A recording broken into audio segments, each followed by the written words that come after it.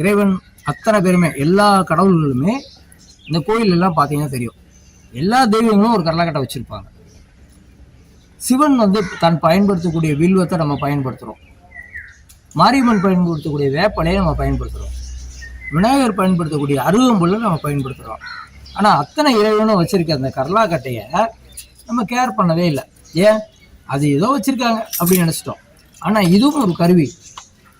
இறைவன் யாரு கூட சண்டை போடுறதுக்காக இல்லை, நம்ம சண்டை போடுறோம் யாரு கூட? நம்ம நோய்களோட, நம்ம ஆரோக்கியத்தை மேம்படுத்துறதுக்கு நம்ம நோய்களோட சண்டை போடுறது தான் இந்த கரலாக்கட்டை பயிற்சி.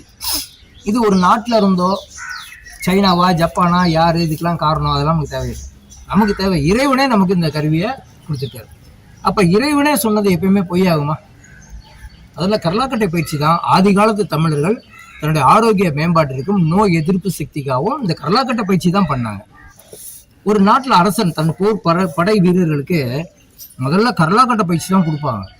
கரலாக்கட்டை பயிற்சி கொடுத்ததுக்கு அப்புறம் தான் அவங்களுக்கு சிலம்பம் சொல்லி தருவாங்க. சிலம்பம் கற்றுக்கிட்டதுக்கு அப்புறம் தான் வால் பயிற்சியே சொல்லி தருவாங்க. அப்போ முதல் பயிற்சியே எது? கரலாக்கட்டை பயிற்சி தான் எல்லாருக்குமே. அந்த காலத்தில் கரலாக்கட்டை பயிற்சி ஆண்கள் மட்டும் இல்லை, பெண்களும் பண்ணியிருக்காங்க. பெண்களும் வலிமையாக இருந்திருக்காங்க, பெண்களும் குதிரை ஏறுவாங்க, பெண்களும் சண்டை போட்டிருக்காங்க, வால் பயிற்சி பண்ணுறாங்க. அப்போ அத்தனை பேருமே முதல்ல விநாயகருடைய பிள்ளையார் சொல்லி மாதிரி தொட்ட முதல் கருவி என்னது? உடற்பயிற்சி கருவி கரலாக்கட்டை தான்.